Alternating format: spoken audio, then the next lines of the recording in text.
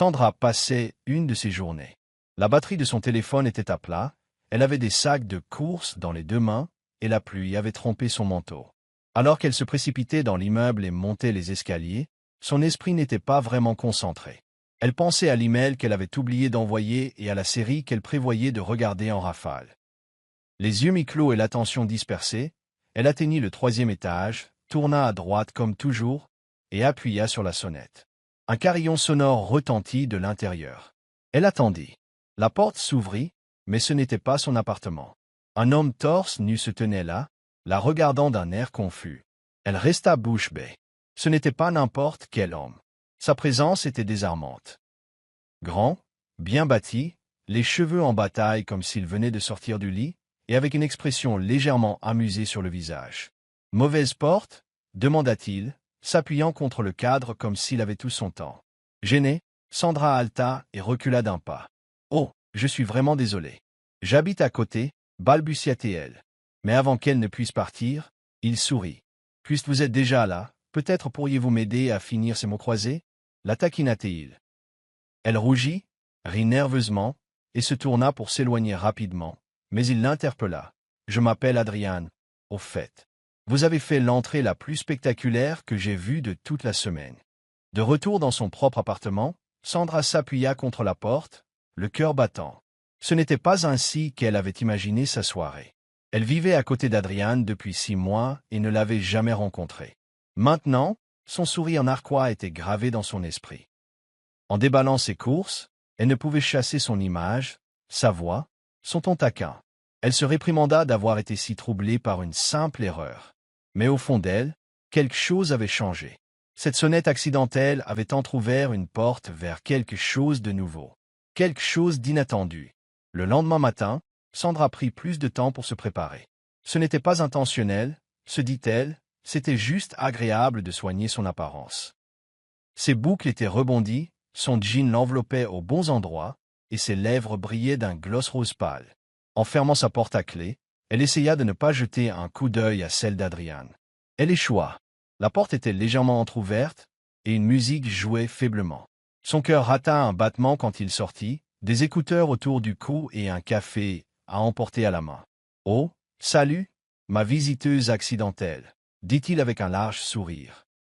Sandra sourit maladroitement, mais avant qu'elle ne puisse répondre, Adrian lui offrit la 2e tasse qu'il tenait. « Je me suis dit que je t'en devais une pour t'avoir presque fait faire une crise cardiaque hier. » Elle hésita, puis prit la tasse. « Merci pour le café et pour l'invitation aux mots croisés, » dit-elle en roulant des yeux d'un air joueur.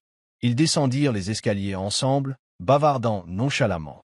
Pour la première fois depuis un moment, sa matinée lui parut légère. En arrivant à la sortie, ils se tinrent dans ce silence gêné qui se produit lorsque 2 personnes ne veulent pas se dire au revoir trop vite. « Hey, Chandra, dit Adrian. Tu veux venir ce week-end? Je fais des pizzas maison. J'aurais besoin d'un goûteur. » Elle hésita. Était-ce une invitation de voisinage ou quelque chose de plus? « Bien sûr, » répondit-elle, forçant sa voix à paraître détendue. Mais à l'intérieur, elle était tout sauf calme. L'erreur de sonnette avait déjà commencé à se transformer en quelque chose d'imprévisible. Le samedi arriva plus vite que Sandra ne l'avait prévu. Elle se tenait de nouveau devant la porte d'Adrian, cette fois intentionnellement, tenant une bouteille de soda, en guise d'offrande de paix. Il ouvrit la porte, vêtu d'un sweat à capuche décontractée et arborant un sourire niais. « Ah, l'inspectrice des pizzas est arrivée, » dit-il en s'écartant pour la laisser entrer. Son appartement était étonnamment accueillant. De l'art sur les murs, des livres empilés partout, et une odeur de basilic flottant dans l'air. Elle se sentit instantanément à l'aise. Ils cuisinèrent ensemble, riant de la façon trop assurée dont Adrian faisait voler la pâte et de l'incapacité de Sandra à couper les champignons de manière uniforme. La conversation coulait sans effort. Elle apprit qu'il était illustrateur indépendant et travaillait à domicile, qu'il avait un chat sarcastique nommé Momo, actuellement caché, et qu'il adorait les films d'horreur vintage. Elle partagea son amour pour les nouilles épicées, la musique indépendante, et son plaisir coupable, la télé-réalité. Alors qu'ils mangeaient sur le canapé, leurs genoux se frôlèrent, mais aucun des deux ne recula. Plus tard, lorsque le courant vacilla brièvement pendant un orage, ils allumèrent des bougies et continuèrent à parler dans la lueur chaude. La proximité était naturelle, sans contrainte. À un moment, Sandra leva les yeux et surprit Adrian en train de la regarder, non pas d'une manière effrayante, mais avec une douceur qui lui serra la poitrine. « Tu sais, » dit-il d'une voix basse, « je commence à penser que sonner à la mauvaise porte a peut-être été la meilleure chose que tu aies faite de toute l'année. » Elle rit, mais une partie d'elle se demanda. Était-ce le cas? Au cours des semaines suivantes, Sandra et Adrian devinrent une routine qu'aucun d'eux n'admettait à voix haute. Elle lui apportait des restes de gâteaux, il lui prêtait son dernier roman graphique. Ils avaient des conversations impromptues dans le couloir, des échanges de SMS tard dans la nuit, et des rencontres spontanées qui brouillaient la frontière entre l'amitié et quelque chose de plus. Mais aucun ne faisait encore le premier pas. C'était comme une danse dont aucun ne connaissait les pas, mais que tous deux avaient peur d'arrêter. Un jeudi soir, Sandra rentra tard du travail, épuisée. En entrant dans le couloir, elle vit une note collée sur sa porte. De l'écriture d'Adrian, on pouvait lire « Mauvaise journée? Viens, j'ai des brownies et des mauvais films. » Souriant malgré sa fatigue, elle frappa à sa porte. Au moment où il ouvrit, elle s'effondra théâtralement sur son canapé. « Tu as lu dans mes pensées, » dit-elle. « I'll Louis Tenderton Brownie. Je suis médium. Et puis, je reconnais ta tête de travail. On aurait dit que quelqu'un t'avait volé le Wi-Fi. » Au milieu du film d'action ringard, leurs épaules se pressèrent, et elle posa sa tête sur son bras. Il ne bougea pas. Ne parla pas. Life's just fair. Quand le film se termina, elle se redressa, le regarda et murmura. Pourquoi n'avons-nous pas encore tout gâché? Adrian la regarda, son expression indéchiffrable, et répondit. Parce qu'une fois que nous aurons franchi cette ligne, il n'y aura pas de retour en arrière. La tension dans la pièce était palpable, chargée. Et puis la sonnette retentit. Adrian cligna des yeux, confus. Qui diable sonne à ma porte à cette heure? Marmonna-t-il en se dirigeant vers la porte. Quand il ouvrit, une femme se tenait là, trempée par la pluie, tenant un petit sac de sport. Adrian, dit-elle doucement. Sandra resta figée sur le canapé, le pouce accélérant. Adrian sortit, fermant la porte derrière lui. Les minutes passèrent. Puis 5. Puis 10. Quand il revint enfin, son visage était impénétrable. Sandra. J. Je suis vraiment désolé. C'était mon ex. Sandra se leva, le cœur battant. Ton ex? Répéta-t-elle, les yeux plissés. Adrian avait l'air peiné. Nous avons rompu il y a plus d'1 an. Elle est partie, a quitté la ville. Je ne l'ai ni vue ni entendue depuis. Elle a dit qu'elle traversait une période difficile et qu'elle avait besoin d'un endroit où rester, juste pour une nuit. Sandra croisa les bras. Et tu as dit oui. Il baissa les yeux, honteux. Je ne pouvais pas la laisser dehors, trempée et en larmes. L'air entre eux devint glacial. Sandra sentit un nœud se former dans sa poitrine. Tout ce qu'ils avaient construit semblait soudain fragile, menacé. Je devrais y aller, murmura-t-elle. Adrian avance. S'il te plaît, non. Laisse-moi t'expliquer, mais elle était déjà à mi-chemin de la porte. L'erreur qui les avait réunis semblait maintenant tout défaire. La sonnette avait commencé une histoire, mais une autre sonnerie menaçait maintenant de la terminer. De retour dans son appartement, Sandra ne put dormir. Son esprit tournait en rond, rejouant le moment où Adrian avait fermé la porte derrière lui, l'excluant, littéralement et émotionnellement. Elle n'était pas jalouse, pas entièrement. C'était plus le choc, le timing, la confusion. Après des semaines à construire quelque chose de réel, de fragile mais prometteur, la réapparition soudaine d'une ex ressemblait à un cruel rebondissement dans une histoire à peine commencée. Pourquoi ne l'avait-il pas prévenu? Pourquoi n'avait-il pas clarifié les choses? Le lendemain, elle évita de sortir. Même le bruit de pas dans le couloir la faisait se figer. Chaque fois qu'une porte s'ouvrait ou se fermait, son cœur s'emballait. Elle détestait à quel point il occupait ses pensées. Puis, tard dans la soirée, on frappa doucement à sa porte. Pas une sonnette, pas un message, juste un coup. Elle savait que c'était lui. Contre toute attente, elle ouvrit. Adrian se tenait là, tenant 2 tasses de thé.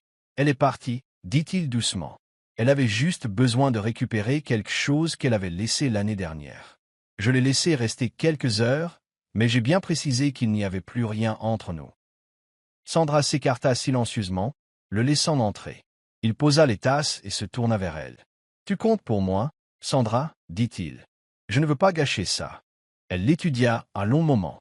Alors arrête de laisser les gens de ton passé interrompre ton avenir. Il hocha lentement la tête. Tu as raison. Je ferai mieux si tu me laisses encore faire partie de ton histoire de mauvaise porte. Et pour la première fois depuis des jours, elle sourit. Une fois les choses arrangées, leur lien ne fit que s'approfondir. La tension qui couvait autrefois fut remplacée par un rythme réconfortant. Petit déjeuner partagé, promenade dans le parc, débat nocturne sur les genres musicaux. Mais un week-end, quelque chose d'étrange se produisit. Sandra rentra tard d'une fête chez des amis et se retrouva de nouveau devant la mauvaise porte. Du moins, c'est ce qu'elle pensait.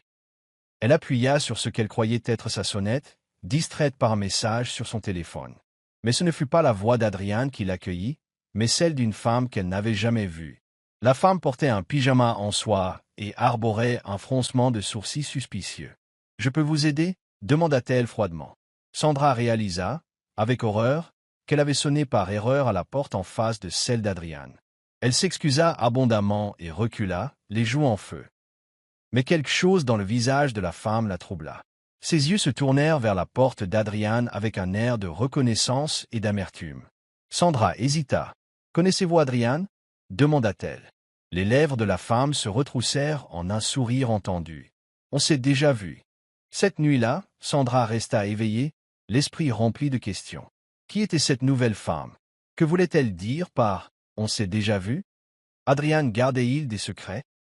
La mauvaise porte l'avait autrefois présentée à quelqu'un de spécial, mais maintenant, elle semblait ouvrir la porte au doute à nouveau. La confiance, réalisa-t-elle, pouvait se construire en quelques instants mais être brisée tout aussi rapidement. Le lendemain matin, Sandra n'attendit pas longtemps pour le confronter. Elle frappa fermement à la porte d'Adriane, le cœur battant. Il ouvrit, les cheveux encore en désordre du sommeil, surpris de la voir. « Il faut qu'on parle » dit-elle. À l'intérieur, elle lui raconta tout, la visite accidentelle à la mauvaise porte, la réaction de la femme et ses paroles énigmatiques. Adriane fronça profondément les sourcils, s'asseyant avec un soupir. « C'est Mia » dit-il finalement. Elle habitait 2 étages plus haut. On est sortis ensemble quelques fois. Rien de sérieux. Sander croisa las bras. Eh bien, elle ne semble pas penser la même chose. Adriane secoua la tête. Elle n'a pas bien pris les choses quand je lui ai dit que je ne cherchais rien de sérieux. Elle a commencé à se présenter sans y être invitée, à essayer de me faire culpabiliser. Finalement, elle a déménagé. Je n'ai plus eu de nouvelles d'elle depuis des mois. Sandra écouta attentivement, jaugeant ses paroles. Alors pourquoi est-elle de retour maintenant? Et pourquoi juste à côté? Il haussa les épaules, impuissant. Je n'en ai aucune idée. Mais si elle t'ennuie, je parlerai au propriétaire. Plus tard dans la journée, Sandra revit Mia, cette fois dans le couloir. Le regard de Mia s'attarda sur elle, suffisant et provocateur. « Fais attention, » dit-elle doucement en passant. Adriane est douée pour faire semblant. Sander resta figé. Les mots la frappèrent plus fort qu'elle ne voulait l'admettre. Était-ce la jalousie qui parlait, ou un avertissement ancré dans la vérité? Elle ne le savait pas, mais elle savait une chose. La mauvaise porte était devenue un symbole. De chance, d'erreur, et maintenant, de mystère. Au fil des jours, Sandra se surprit à surveiller les mouvements de Mia. Elle n'essayait pas d'espionner, mais Mia se rendait difficile à ignorer. Elle traînait dans le couloir quand Adriane était là, portant des tenues élégantes et souriant un peu trop longtemps. Une nuit, Sandra surprit Mia en train de glisser une petite enveloppe sous la porte d'Adriane. Sa curiosité l'emporta. Plus tard, quand Adriane vint la voir, elle demanda nonchalamment. « Tu as reçu quelque chose d'intéressant aujourd'hui ?» Il cligna des yeux. « Du courrier. » Puis il sembla se souvenir. « Oh, tu veux dire l'enveloppe? C'était un tas de photos. De l'époque où nous sortions ensemble. Je les ai jetées. » Sandra haussa un sourcil. « Des photos? Pourquoi enverrait-elle ça ?» Adriane haussa les épaules. « Je pense qu'elle veut me rappeler ce que nous avions, ou qu'elle espère que je changerai d'avis. » L'air s'alourdit entre eux. « Y penses-tu parfois ?» demanda-t-elle. Adriane n'hésita pas. « Non, parce que je pense à ça. » Ah non. Mais même avec son assurance, le doute s'insinua discrètement dans ses pensées. Était-il honnête ou lui disait-il simplement ce qu'elle voulait entendre? Cette nuit-là, elle resta au lit et fixa le plafond, se demandant si la porte à laquelle elle avait sonné par accident ce jour de pluie l'avait vraiment menée en lieu sûr ou simplement au centre du passé, non résolu de quelqu'un d'autre. La tension atteignit son paroxysme une semaine plus tard. Sandra rentra chez elle pour trouver la porte de son appartement non verrouillée. La panique l'envahit alors qu'elle entrait, le cœur battant. Mais rien ne semblait déplacé, à l'exception d'une seule rose posée sur son comptoir de cuisine.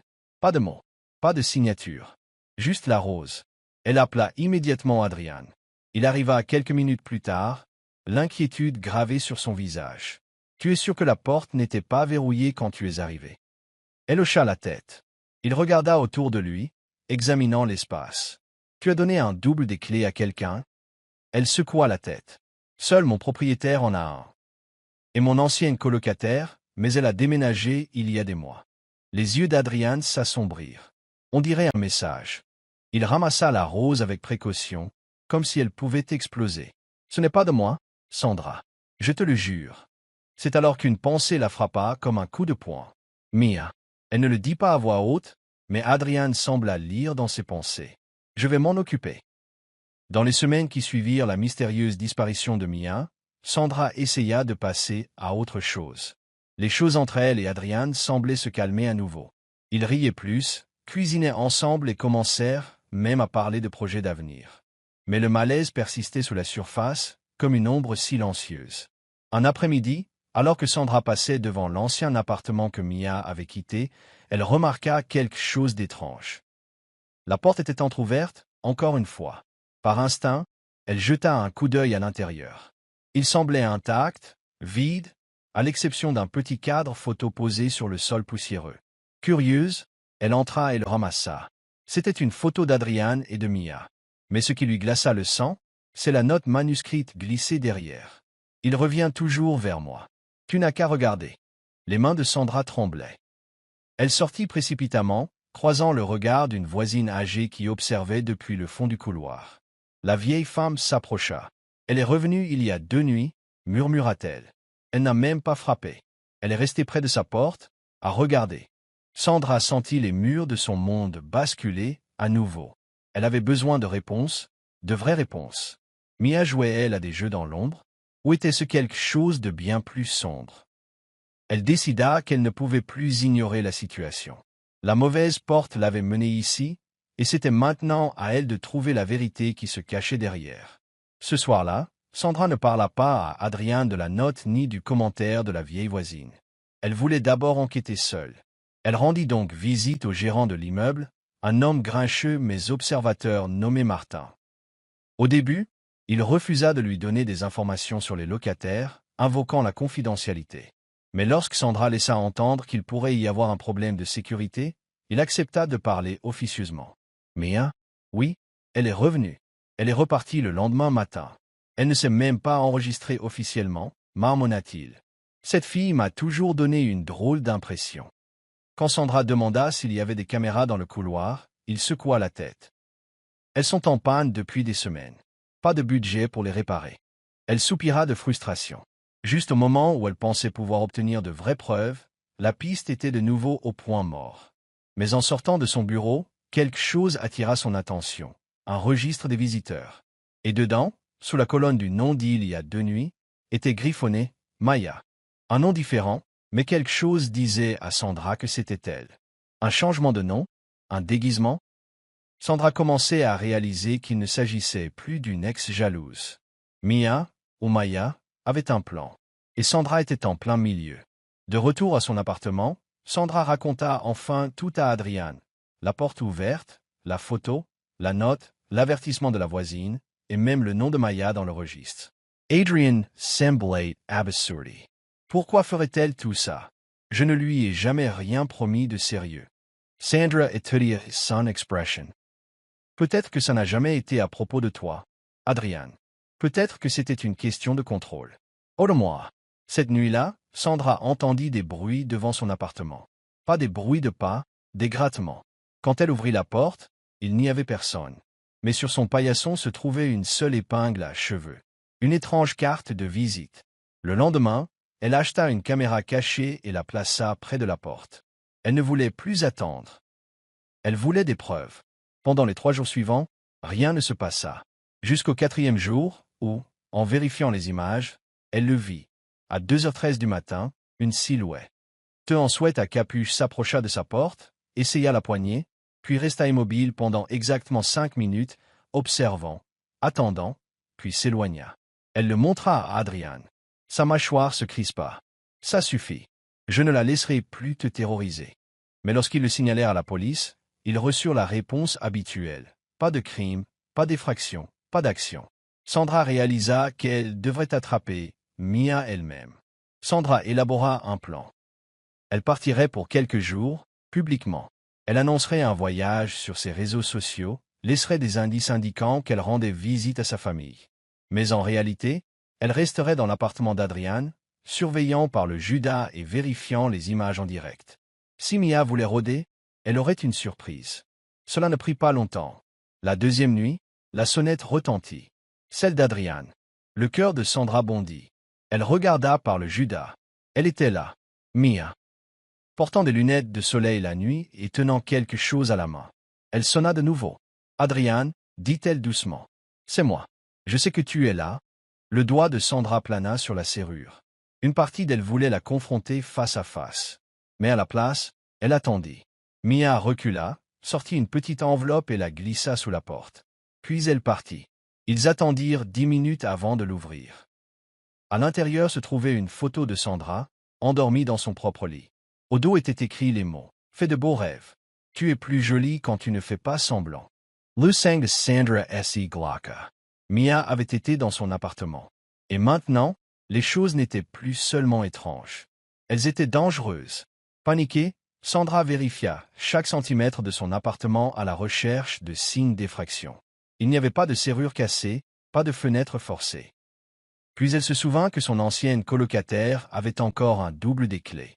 Elle l'appela immédiatement. « Je ne me suis pas approché de cet endroit depuis que j'ai déménagé », insista la colocataire. Mais Sandra avait le mauvais pressentiment que Mia avait pu obtenir la clé d'une manière ou d'une autre.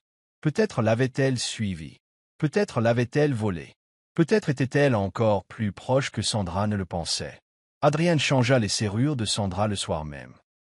Ils installèrent également une deuxième caméra, une à l'intérieur, une à l'extérieur. « Ça s'arrête maintenant » dit Adrian d'un air sombre. Mais Sandra n'en était pas sûre. Car cette nuit-là, son téléphone vibra. Un numéro inconnu avait envoyé un clip vidéo.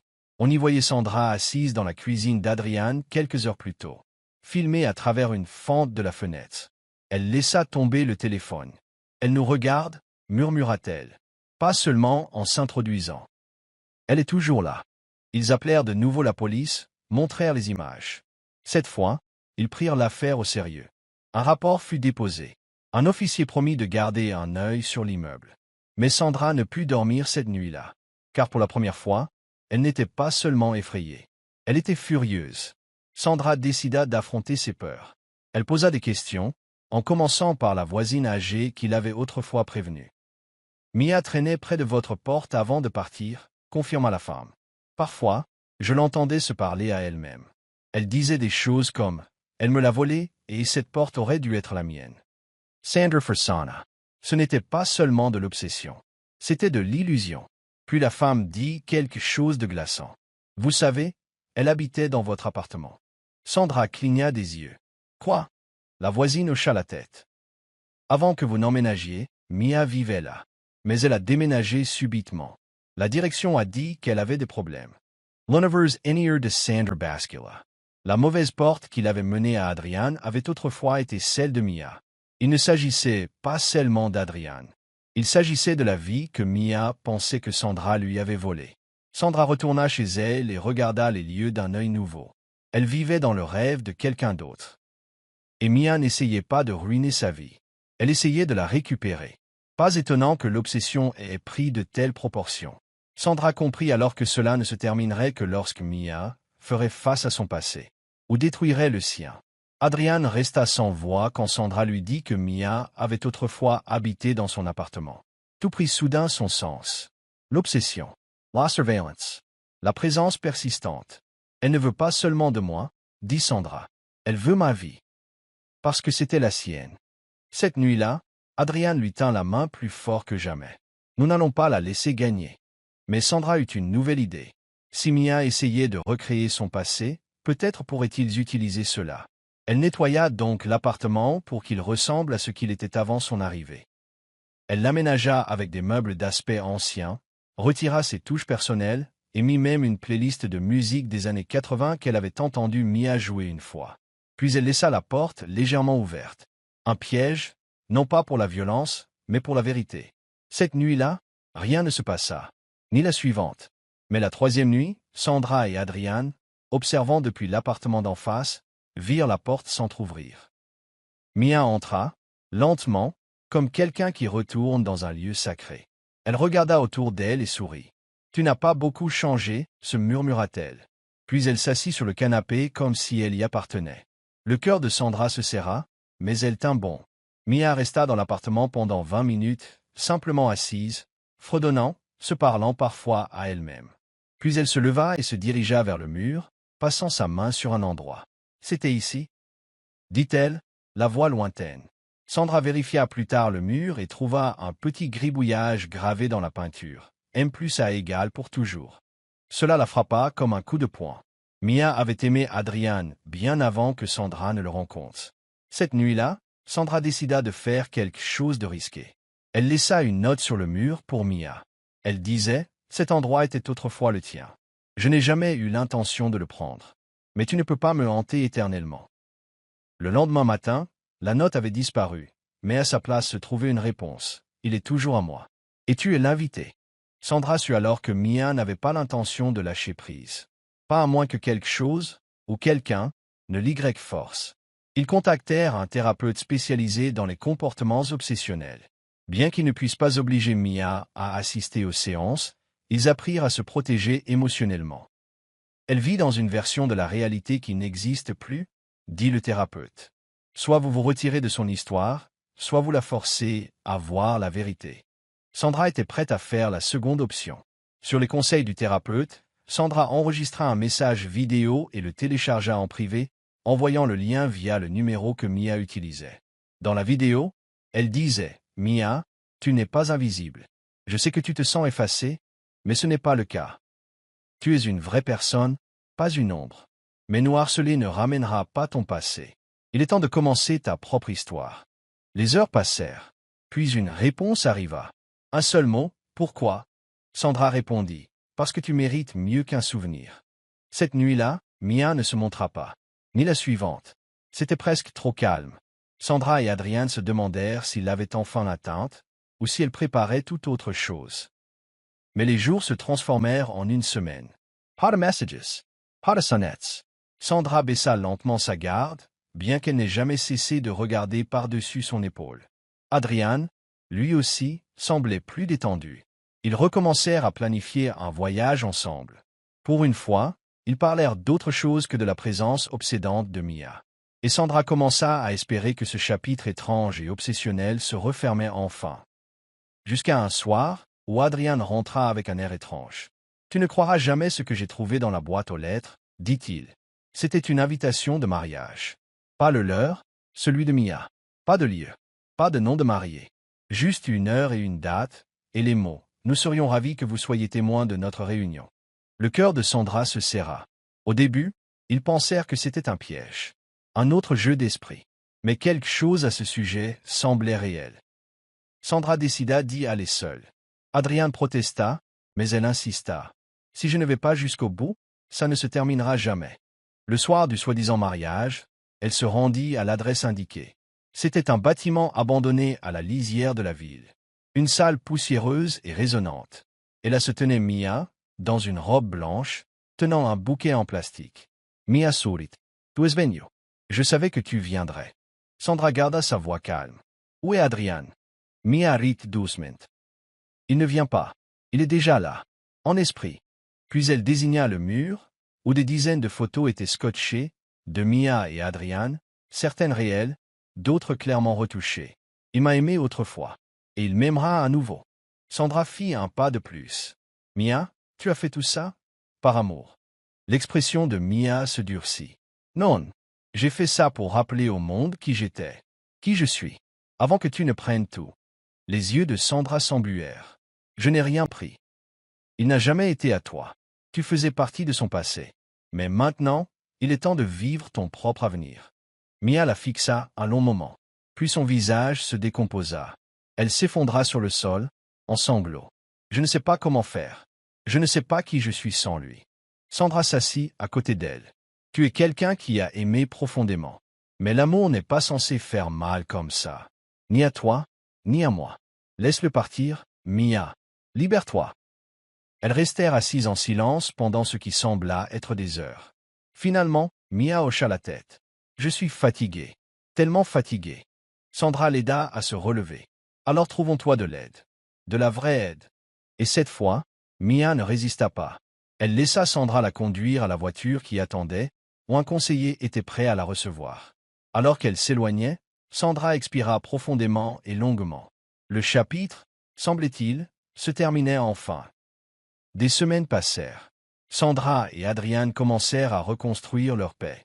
Sandra sursautait encore aux sonnettes, et Adrian vérifiait les serrures plus que nécessaires, mais il guérissait. Mia avait été admise dans un centre de bien-être, où elle recevait des soins et une thérapie. Elle envoya même une lettre à Sandra, manuscrite, douce, réelle. Dans celle-ci, Mia écrivait « Merci de ne pas m'avoir détesté. Merci d'avoir vu la fille sous le désordre. Je ne sais pas qui je deviendrai, mais je veux le découvrir. Cette fois, pas à travers la vie de quelqu'un d'autre, mais la mienne. » Sandra pleura un lali sant. Et à ce moment-là, elle lui pardonna entièrement. Ils jetèrent le vieux canapé, les vieux rideaux, et repeignirent l'appartement, cette fois d'un bleu doux. C'était comme respirer de l'air frais. Adrian souriait plus. Sandra riait plus facilement. L'appartement qui semblait autrefois hanté redevenait un foyer. Et la mauvaise porte qui avait mené au chaos mena aussi à la clarté. Un dimanche paresseux, Sandra et Adrian étaient assis sur le canapé, buvant du thé. « Tu sais, dit-il, si tu n'avais pas sonné à la mauvaise porte, rien de tout cela ne serait arrivé. » Sandra glausa. « Tu veux dire que je devrais être reconnaissante envers Mia. » Il haussa les épaules d'un air enjoué. Peut-être juste reconnaissante envers le destin. Ils trinquèrent aux débuts étranges. La vie avait une drôle de façon de croiser les chemins, mais les leurs s'étaient heurtés au bon, ou au mauvais, moment. Ils ne parlaient plus beaucoup de mariage ou d'avenir. Ils vivaient simplement, un jour à la fois. Cela semblait suffisant. Et bien que Sandra regarde parfois sa sonnette avec des émotions mitigées, elle ne regretta jamais cette première sonnerie, car elle l'avait menée à la vérité, à l'homme et à la paix dont elle ne savait pas avoir besoin. Même si le voyage avait été tout sauf normal. Quelques mois plus tard, Sandra reçut une dernière lettre. Cette fois, du thérapeute de Mia. C'était une petite note, l'informant que Mia avait quitté l'établissement. Elle prend un nouveau départ dans une autre ville. Elle a demandé que nous vous remercions de l'avoir aidé à redécouvrir sa valeur. Vous étiez son miroir. Et maintenant, elle se voit clairement. Sandra plia soigneusement la lettre et la plaça dans une boîte qu'elle étiqueta. Tournez la page. Plus de peur. Plus besoin de regarder par-dessus son épaule. Plus de questions. Cette porte, la mauvaise, était vraiment derrière elle maintenant. Elle et Adrian s'assirent dehors ce soir-là, regardant le coucher du soleil. « Allons quelque part de nouveau ?» dit-il. « Quelque part sans sonnette pendant un moment. » Elle rit. « Oui, s'il te plaît. » Et pour la première fois depuis une éternité, Sandra se sentit complètement en sécurité. Complètement sûre qu'elle avait sonné à la mauvaise porte, mais avait trouvé la bonne vie. La dernière nuit dans cet appartement, avant de déménager dans un quartier plus calme, Sandra se tint devant sa porte. Elle regarda la sonnette, se souvint de la nuit où elle avait sonné chez le voisin au lieu de chez elle. Comment cette seule erreur avait tout défait et finalement, tout reconstruit en mieux. Elle appuya doucement une dernière fois sur la sonnette, juste pour la sentir, pour l'honorer, non pas par peur, mais dans une paix complète. Adrian vint derrière elle et l'enlaça par la taille. Puis, elle hocha la tête, plus que jamais. Et alors qu'il s'éloignait de la porte, laissant derrière les fantômes de la confusion, de l'obsession et de la douleur, il emportait avec eux quelque chose de bien plus grand. La clarté, la vérité et un amour qui avaient été mis à l'épreuve et avaient survécu. La fin n'était pas seulement un adieu. C'était un nouveau commencement.